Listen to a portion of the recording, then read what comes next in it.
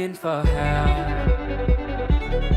Welcome to jayspresents, where we present the best in esports from your favorite players. I am joined by Tactical of Immortals after their loss to FlyQuest.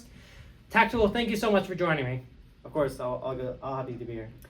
So you and I have talked several times throughout the last few years. This first time, at least I can remember, you were being on Immortals. How have you been enjoying being on Immortals?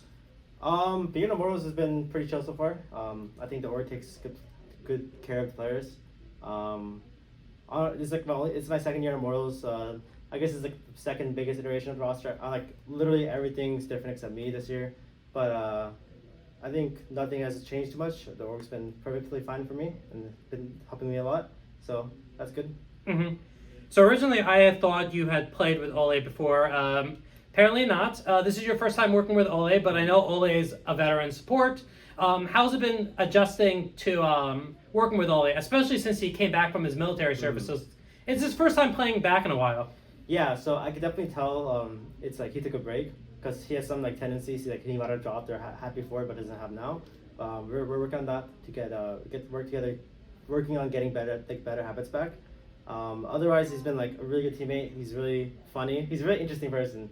There's no other way to explain it. It's like a if you know, you know kind of feeling. But yeah, I've enjoyed working with him so far. Yeah, I've talked to him. I definitely know what you're talking about there. Yeah. He's a really nice guy, so Yeah. I give him all the credit. I want to talk a little bit about that game. I saw you and Bwippo interacting before this. We're talking about the Blitzcrank hook into an Olaf. I know you weren't paying attention to that, but I'm kind of curious, just overall, how you were thinking about that game. So I did die one time bot, which was I guess a bit greedy by me, because my support base and I assumed they had what's it called. I was hoping they wouldn't assume my support base as well, but I died. But ultimately, it didn't end up changing the game. Our goal of the game, we were still able to just play their bot, and we were able to get a good situation bot side where Jin was really low HP, but we kind of rushed too fast. We could have taken it way more slow, got a lot of plates, and got vision, but we tried to rush the dive, and unfortunately they had a counterplay, and it was kind of unfortunate we couldn't snowball that. Mm-hmm. Yeah. Gotcha. Let's talk a little bit about the AD carry meta. You and I were talking a little bit about Ashe being a flex pick, but one of the things we've been noticing is just a lot of AD carries are taking a support item. What are your thoughts on that?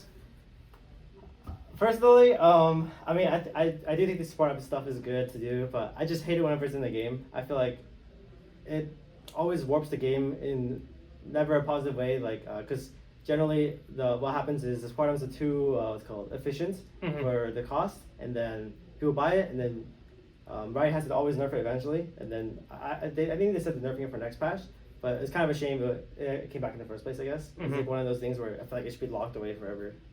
Yeah, we were talking about the funnel strategies before that all happened. Not exactly the most fun times. But I'm also curious on your thoughts overall. How do you feel like the AD carry meta is starting to settle? Obviously, double supports kind of changed the narrative, but it's still one of the things that it's interesting to think about. Sorry. I think Lucian's come back strong. Milio and Nami both good options for him. Depends on the meta in the draft, because there could be a lot of AD carry bans, and it feels like nothing really changed too much from the previous years. It's Lucian, Nami versus Philos. You see a lot in LCK especially. There's also Zyra Khan being played as well. It's like people are just picking these combos basically. It's just all about the combos, or strong laners like Ashe. Ashe you can pair with many things like Jhin, Varus. You could pick Zyra Khan if you're trying to be greedy and try to get the early game. You could pick Kalista Renata. It's all about pairing duos together. And are you looking forward to Smolder? I just really hope it's not some crazy champ that will completely change ball lane, I guess. Because for example, when I remember back in 2019, I believe it was 2019, ball lane was peaceful and then Yumi got released. Oh yeah, it changed yeah. Everything for a long time. I just hope it's not like that. It's just a great addition, another good champion that's obvious strength and weaknesses. I think that'd be good. Yeah, I would say kind of similar to Samira, because I know you're a big fan of Samira. It's a more non-traditional AD carry, so it'll be interesting to see for sure. I want to ask you about your own development as a player. I remember first talking to you when you played on Team Liquid, and obviously you've gone through a couple changes since then. How do you feel like your overall career has changed as a player since then? I'm definitely more like able to be independent now as a player, individual skill wise. But I think on Team Liquid, I had a lot of veteran teammates, and they were really good at helping others in general. So I didn't have to do like as much for sharing my idea and doing and talking about the game as much on like basically right now I have to do that better. I have to do a better job on that. Right.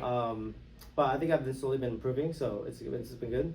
I think right now I see the Team Liquid start I had was like kind of a lucky head start. It was kind of a cheat code, not gonna lie. So that's how I look at it right now. Looking back. So what do you think is going to be important for you to continue your growth and hopefully reignite that spark that led you to that first initial run? Honestly, I just have to keep trying. I think it's really hard to predict. Like if I just do this, it'll be better all of a sudden. It's like I just gotta keep trying to do what I think is best for the team, and just trying to help improve others as well. I think that's the best thing to do for me. So what are your goals for this split? I'd say, I mean, obviously win more because the last 2 years it wasn't results wise it wasn't great, but obviously winning more, and I guess just trying to show that I'm a higher tier than what the results show. I guess I think that'd be great to show. Gotcha. Couple more questions for you. Number one of the things we were talking about a little bit before, we were talking about TFT, and you were saying you don't really play much TFT. And I know most of your time is focused on League of Legends, but I'm kind of curious, if you're not playing a League of Legends oriented game, what kind of games are you playing? If you have the time. This off season, what's it called? We got knocked out pretty early, so I had a lot of time. But I didn't know what to do at the time. I couldn't just play League all day every day. Right. So I decided just to find something that could waste my time. So I played some MapleStory because it's like a kind of a nostalgic thing. Because I used to play when I was younger a lot. I played some Valorant, but I kind of got bored of it really fast, so I stopped playing that. But it's only those games. I mean, we'll just hide the Valorant. You're a Valorant laner that you've got. Badge. Yeah, just hide it. Finally, is there anything you'd like to say to the fans? Yeah, I mean, to all the fans out there rooting for me, I really hope you keep rooting for me. I'll try to show results, and I'll always want to be happy to show crazy plays as well. All right, but that's all the questions I have. Tactical, thank you so much. I always enjoy chatting with you, and best of luck in the rest of the split. Thank you. For help.